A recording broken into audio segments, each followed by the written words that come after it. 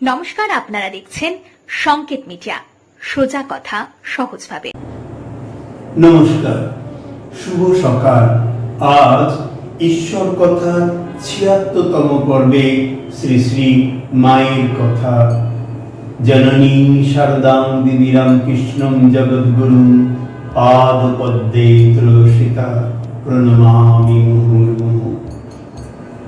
মা, এর আগের পর্বে আমরা পড়ছিলাম দক্ষিণেশ্বরের কিছু অভিজ্ঞতার কথা। মা বলছিলেন, আহা, দক্ষিণেশ্বরে কি সব দিনই গেছে মা। ঠাকুর কীর্তন করতেন, আমি ঘন্টার পর ঘন্টা নবতের ঝাপড়ির ভিতর দিয়া চেয়ে দাঁড়িয়ে থাকতুম। নবতের বারান্দায় তখন দরমার বেড়া দেয়া ছিল। হাত জোর করে পেন্নাম করতুম, কি আনন্দই ছিল মা। দিনরাত লোক আসছে আর ভগবানের কথা হচ্ছে। আহা, বিষ্ণু বলে একটি ছেলে সংসারের ভয়ে আত্মহত্যাই করলে। তা ভক্তদের মধ্যে কে একজন জিজ্ঞাসা করলে, ও যে আত্মহত্যা করলে ওর পাপ হলো না? তিনি বললেন, ও ভগবানের জন্য দেহ দিয়েছে, ওর আবার পাপ কি? কোনো পাপ নেই। তবে এই কথাটি সবাইকে বলো না, সবাই ভাবটি বুঝবে না। তা দেখো, এখন বই ছাপিয়ে দিয়েছে, মন না মত্ত হস্তিমা, হাওয়ার সঙ্গে সঙ্গে ছোটে। তাই সৎ সৎ বিচার করে সব দেখতে হয়, আর খুব খাটতে হয় ভগবানের জন্যে। তখন আমার মন এমন ছিল, দক্ষিণেশ্বরে রেখে কে বাঁশি বাজাতো, শুনতে শুনতে মন ব্যাকুল হয়ে উঠত। মনে হতো সাক্ষাৎ ভগবান বাঁশি বাজাচ্ছে, অমনি সমাধি হয়ে যেত। আহা, বেলুড়েও কেমন ছিল, কি শান্ত জায়গাটি, ধ্যান লেগেই থাকতো। তাই ওখানে একটি স্থান করতে নরেন ইচ্ছা করেছিল। আর এই বাড়িটি যে হলো, এই ৪ কাঠা জমি কেদার দাস দিয়েছিল। এখন জমির দাম কত, এখন কি আর হয়ে উঠতো?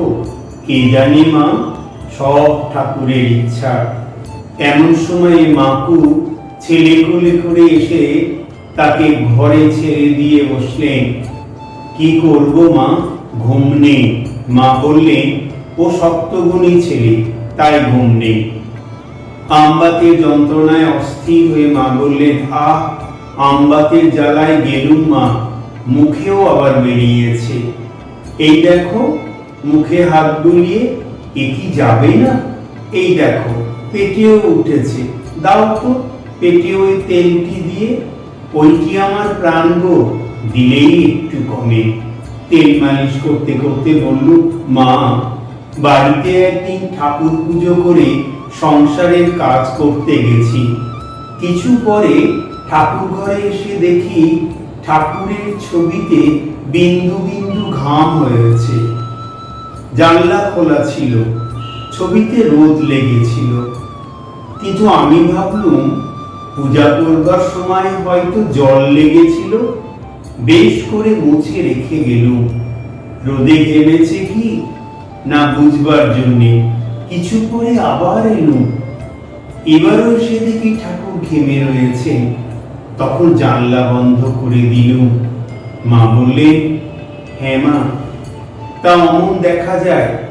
ঠাকুর বলতেন, ছায়া কায়া ঘর পট সমান। মা এইবার একটু চুপ করে রইলেন। বাসা হতে লক্ষণ এসেছিল। মা বললেন, তবে এসো মা।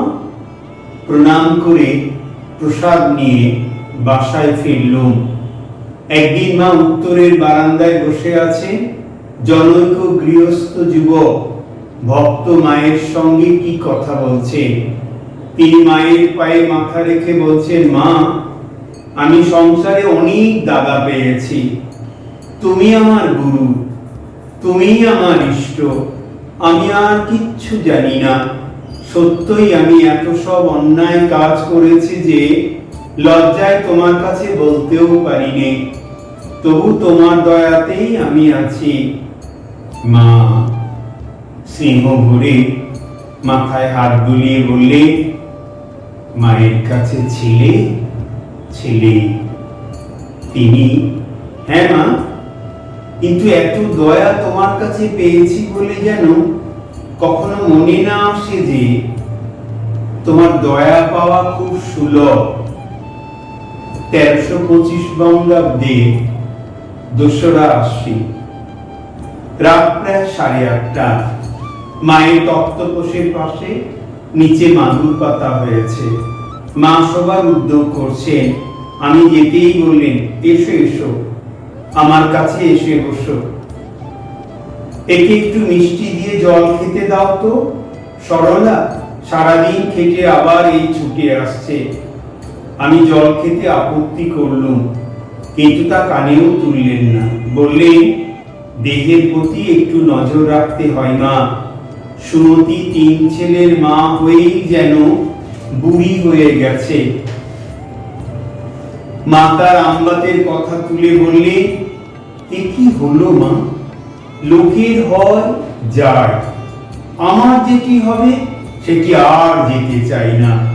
ঠাকুর যে বলতেন, যত লোকের রোগ শোক দুঃখ তাপ নিয়ে কত কি করে এসেছই, সেই সব এই দেহে আশ্রয় করে। তা ঠিক মা, আমারও বোধহয় তাই হবে। ঠাকুরের তখন অসুখ। কেশব ভক্তেরা দক্ষিণেশ্বরের মায়ের কালীবাড়িতে ওখানে পুজো দেবে বলে জিনিসপত্র এনেছিল। তা ঠাকুর কাশীপুরে জেনে সেই সব ঠাকুরের কাছেই ভোগ লাগিয়ে প্রসাদ পেলে। ঠাকুর বলতে লাগলেন, দেখেছো কি অন্যায় করলে? জগদম্বার জন্য এনে এইখানে সব দিয়ে দিলে। প্রসঙ্গক্রমে বলে রাখা ভালো, কাশীপুরে এই ঘটনা হয়েছিল। কয়েকটি ভক্ত মা কালীর জন্য একদিন অনেক রকম মিষ্টি খাবার দাবার এনে হল ঘরে ঠাকুরের ছবির সামনে ভোগ দিয়েছিলেন। আমি তো ভয়ে মরি, ভাবি এই অসুখ, কি জানি কি হবে। এ কি বাবু, কেন ওরা এমন করলে? ঠাকুরও তখন বারবার তাই বলতে লাগলেন।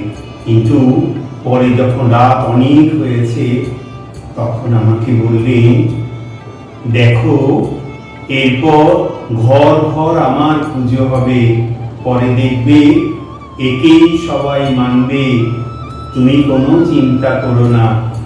সেই দিনই আমার বলতে শুনলুম। কখনো আমার বলতেন না, বলতেন এই খোলটা, বা আপনার শরীর দেখিয়ে বলতেন এই।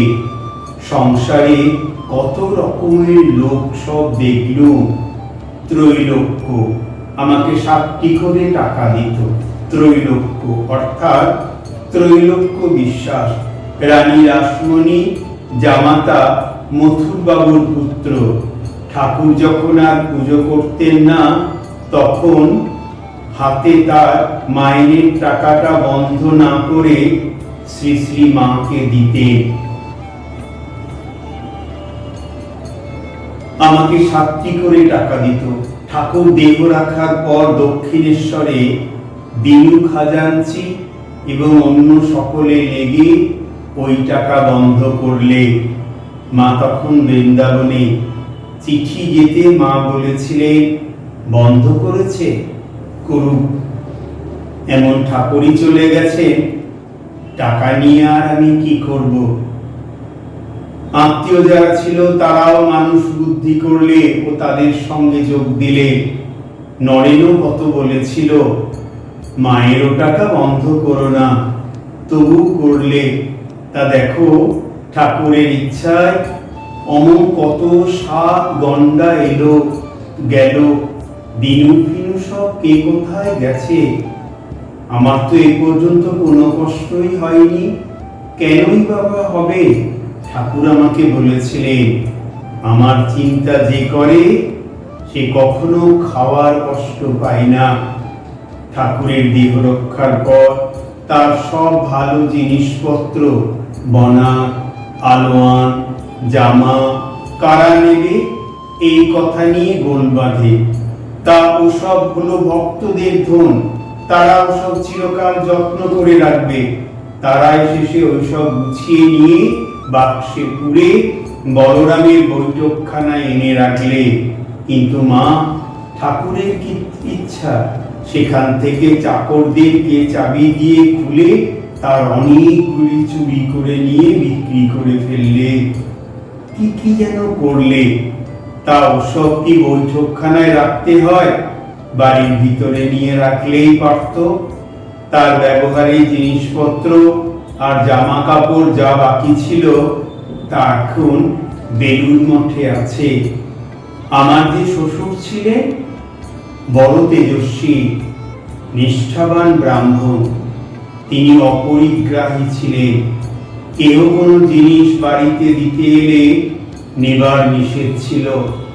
আমার শাশুড়ির কাছে কিন্তু কেউ কিছু লুকিয়ে এনে দিলে তিনি রেঁধে বেড়ে রঘুবীরকে ভোগ দিয়ে সকলকে প্রসাদ দিতেন।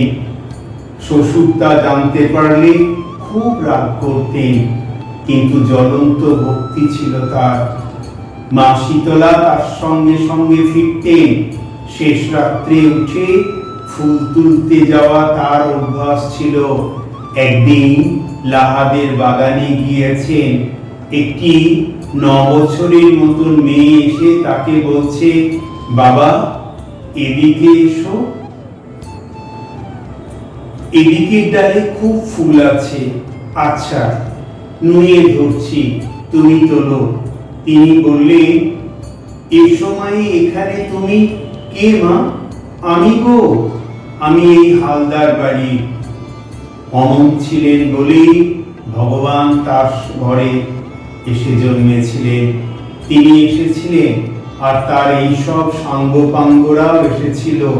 নরেন, রাখাল, বলরাম, ভবনা।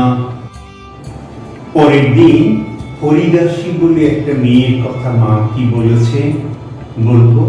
আজ এই পর্যন্ত। শ্রী শ্রী মায়ের আশীর্বাদী হাত আপনাদের মাথায় করুন। খুব ভালো থাকুন। আগামী ৭৭তম পর্বে শ্রী শ্রী কথামৃত থেকে পাঠ। নমস্কার।